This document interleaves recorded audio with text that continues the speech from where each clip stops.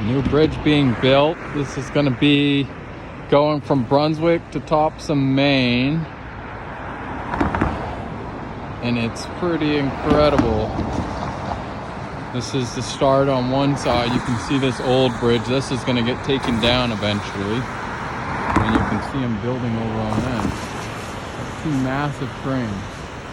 Go ahead and get some more footage.